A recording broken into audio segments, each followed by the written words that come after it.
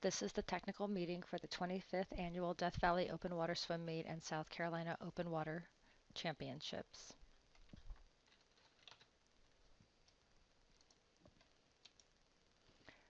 The key personnel for the swim meet are the meet referee, the meet director, the safety officer, and the independent safety monitor. The meet referee is John Heaney. His email is heeneyltd@mac.com.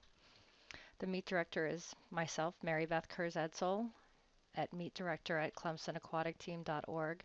The safety officer is Kurt Kurz-Edsel at edselsc@gmail.com, and the independent safety monitor is Jim Keogh.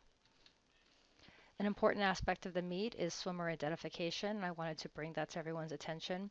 Every swimmer will be given a tag with their body number. This tag will also show which events they're entered in and the waves that they are assigned to in each of the events. There will also be body tattoos, temporary tattoos that will be applied to bodies during registration, and a disposable multi-sports tag for RFID timing. It's very important that all of the numbers on these items match, and these will be used for swimmer identification. We have a 5K, and the timeline for the starts of those various waves is that check-in begins at 6:30 a.m., and nobody but 5K swimmers can check in before 8 a.m. There's a required pre-race meeting at 7:30 a.m. If you're swimming multiple events, you need only attend the first of the pre-race meetings. We will have 6 waves as shown. The first wave will be all males 17 to 21. The second wave will be all swimmers, all females 17 to 21. Wave 3 is 15 and 16-year-old males. Wave 4 is 15 to 16-year-old females. Wave 5 is all other males, and Wave 6 is all other females. The 3K check-in begins at 8 a.m. The required pre-race meeting is 9:45 a.m.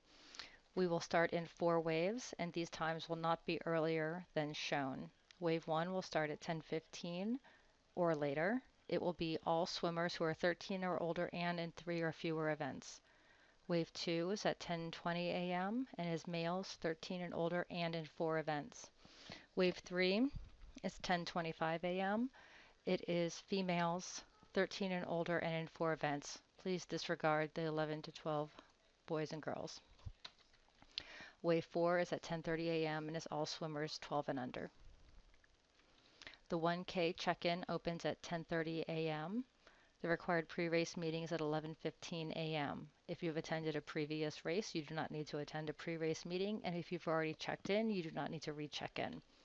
We will have 6 waves for this event.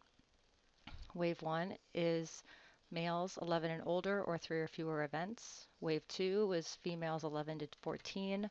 Wave 3 is males 11 and older in 4 events. Wave 4 is females 15 and older. Wave 5 is all swimmers 10 and under. Wave 6 is reserved for special needs swimmers. The half K check-in also begins at 10:30 and the required pre-race meeting is at 11:15 a.m. These correspond with the same times as the 1K. This event has 5 waves. Wave 1 is at 12:30 or later. It will be males in all 4 events, which is comprising the Anna Sams 9.5K male finale. Wave 2 are females who are in all 4 events. Wave 3 will be all other males. Wave 4 and 5 split the females into 2 groups that are not in all 4 events. Females 13 and older in 3 or fewer events, and Wave 5 is females 12 and under in 3 or fewer events. We understand people may want to swim in other than our pre-designated waves. We will use a wave change request form located at Clerk of Course. So any change can be requested and we will approve on a case-by-case basis. You must make these wave changes in time that your body tag can be reprinted with your new wave so that you can be properly checked in. How will you check in? First, you will need to go to the Clerk of Course. You will receive your neck tag or race card, a cap. You will also receive your bib, your multi-sports bib number, and your body temporary tattoos at this time. You cannot register for the event at the day of. but you may be able to add events on the race day using the same mechanism as changing your waves. As I said, you will get your body numbers, your neck tag, and your multi-sports tag at this station. Your finger and toenails will be checked. They must be short enough that they do not extend past the end of your physical toes or fingers, and jewelries, including watches, are not allowed to be worn during the race. It is extremely likely that there will be storms on the day of the event. The anticipated low is 66 degrees Fahrenheit, and the expected high is 74 degrees Fahrenheit with a water temperature of 82 degrees. Fortunately, however, I said there are highly likely to be storms. We will be monitoring the weather closely. This forecast is from Tuesday, June 4th, 2019. We will make a decision to cancel the meet by early afternoon on Friday, June 7th.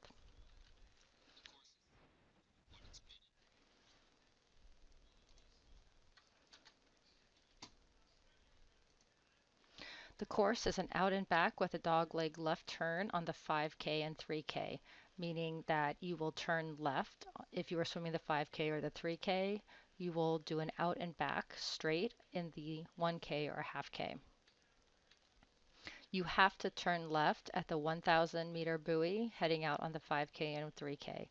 This map illustrates the course. Swimmers will leave from the area of the rowing docks and go inside of this line. Then swimmers will swim between two buoys that will be clearly indicated as parallel buoys and then continue out, depending on how long of an event they're swimming. They will then come back on the outside part of the course towards the far course and then go around the buoy for the turn. Then they will proceed to the finish gates. Kayaks will be established along the outside area of the course, and there will be other boats, including police and DNR boats and other safety boats along the course.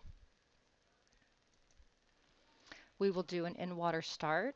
Each wave will be admitted to the beach a few minutes prior to the scheduled start. You will turn in your neck tag or race card to get access to the starting area. You will position yourself on a rope extending from the edge of the dock to the start buoy. So all swimmers will be in the water holding onto a rope that will keep them in roughly the same parallel line.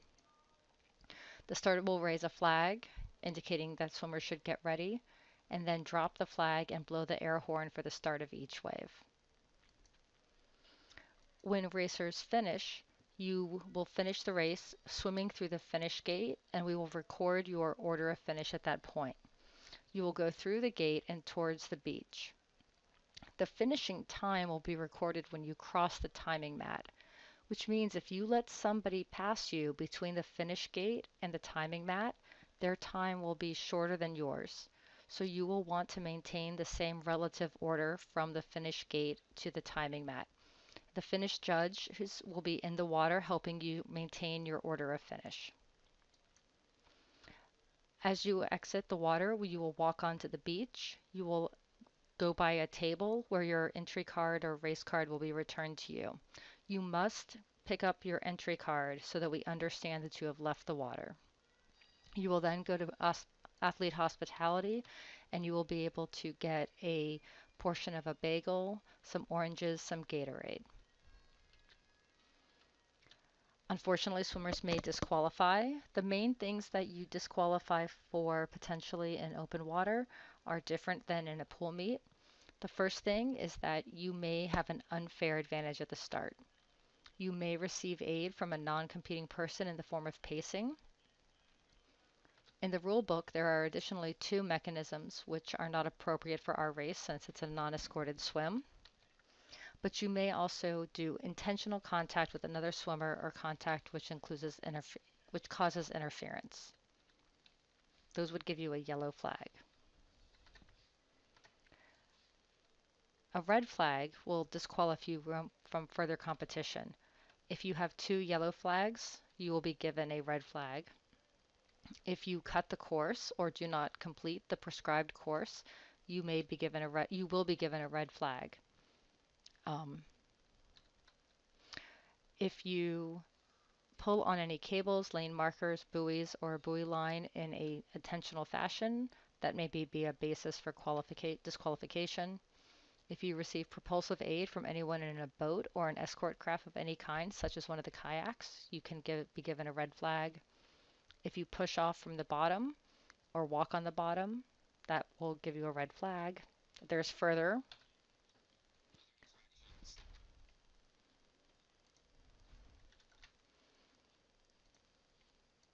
other infractions that may give you a red flag are receiving support from any fixed or floating object or touching or being touched by an escort safety boat or crew. So if you hang on a kayak, that may disqualify you. If you happen to touch a kayak while you're getting liquid from that kayak, that will not disqualify you. Um, if you are engaging in unsporting conduct, that may disqualify you, or if you violate the swimwear rules. So you must use no more than goggles, a maximum of 2 caps, a nose clip, and earplugs. You are not allowed to wear a wetsuit in this meet or have watches or jewelry.